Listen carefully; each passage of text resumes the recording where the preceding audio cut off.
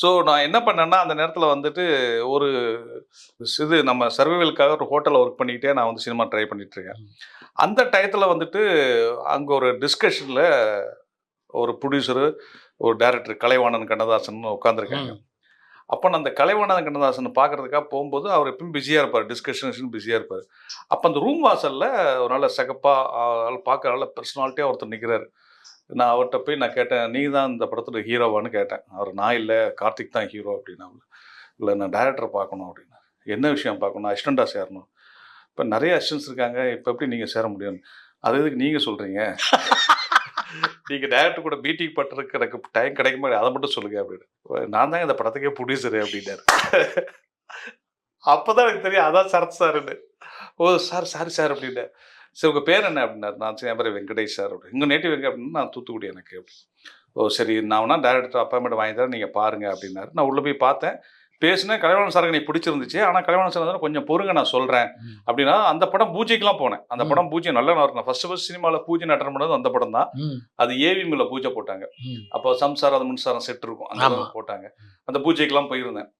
அதுக்கப்புறம் அந்த படத்துல நான் ஒர்க் பண்ண வாய்ப்பு கிடைக்கல. அப்படி விட்டுட்டேன் சார். அப்புறம் அந்த படம் போய் தியேட்டர்ல பார்த்தேன். அப்புறம் அவர் மிஸ்டர் கார்த்திக் எடுத்தாரு. அதையும் தியேட்டர்ல போய் பார்த்தேன். ஆனா கான்டாக்டே கிடையாது. அப்புறம் புலன் விசாரணை வந்து பெரிய வில்லன் ஆயிட்டாரு. அப்புறம் நான் போய் பவித்ரன் சார்ட்ட வசந்த காலப்பறை ஒர்க் பண்றேன். அந்த படத்துல நான் தான் காஸ்டியூம் பார்க்குறேன். ஸோ ஊட்டியில ஷூட்டிங். சரத் சார் வந்திருக்காரு ஊட்டிக்கு. நான் நெக்ஸ்ட் டே அவருக்கு ஷூட்டிங். ஸோ முதல் நாள் காஸ்டியூம்லாம் போய் அவரை போய் ஃபிட்டிங் பார்க்கறதுக்காக நான் போறேன் ரூமுக்கு. போனோனே எனக்கு இப்போ அவர் பெரிய வில்லன் ஆயிட்டாரு. இப்போ போய் நம்ம பழசெல்லாம் சொல்லிட்டு இருக்க முடியாது அப்படின்ட்டு இருக்கேன். நான் வந்து அவங்க அசிஸ்டன்ட்ட சொன்னேன், "இந்த மாதிரி நான் அசிஸ்டன்ட் ஆகிட்டு வந்திருக்கேன், சார்ட்ட சொல்லுங்கன்னு." ஒரு 5 நிமிஷம் கழிச்சு உள்ள வர சொன்னாங்க. போன உடனே அவர் நீ பார்த்தோன்னே, "வெங்கடேஷ் தானே நீங்க?" அப்படின்னாரு. எனக்கு பயங்கர ஷாக்கிங் சார். கிட்டத்தட்ட அது ஒரு 5 வருஷமாவது 5, 6 வருஷமாவது ஆயிடுச்சு. என்ன நியாயம் வச்சிருக்கீங்க? ஆமா அப்படின்னேன். என்னைய உங்களுக்கு ஞாபகம் இருக்கா அப்படின்னாரு. சார் நல்லா ஞாபகம் இருக்கு. உங்களுக்கு நீ ஞாபகம் இருக்கா தான் எனக்கு ஆச்சரியமா இருக்குது அப்படி. அப்போ வந்து நான் அவர் ஏன் நான் அவருக்கு மைண்ட்ல இருந்தேன்னா சார், இதய தாமரைன்னு ஒரு படம் ஒர்க் பண்ணேன். கே. ராஜேஸ்வர் வந்து ராஜேஸ்வர் டைரக்டர். அதான் எனக்கு ராஜேஸ்வர் சார் தான் நான் முதல்ல ஒர்க் பண்ண அசிஸ்டன்ட் டைரக்டரா.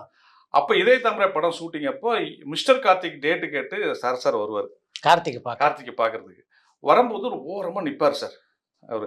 நான் தான் போய் கார்த்திக் சார்ட்ட, "சார் அவர் புரொடியூசர் வந்திருக்காரு சார். கொஞ்சம் பாருங்க சார்." "இருக்கட்டும் நான் அப்புறம் பார்க்குறேன் பாரு." நான் ஒவ்வொரு ஷாட் முடியும்போது கார்த்திக் சார் ஞாபகப்படுத்துவேன். "சார் ரொம்ப நேரம் நிற்கிறார் சார். பாருங்க சார்."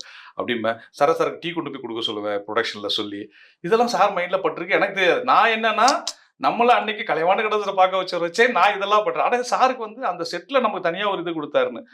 எனக்கு நீங்க தானங்க டீ எல்லாம் குடிப்பீங்க கார்த்திக் பார்க்க வரும்போது. இவர் சார் அத சொல்றாரு. அன்னைக்கு அப்படி ஒரு ஏற்பட்ட ஒரு இது சார்.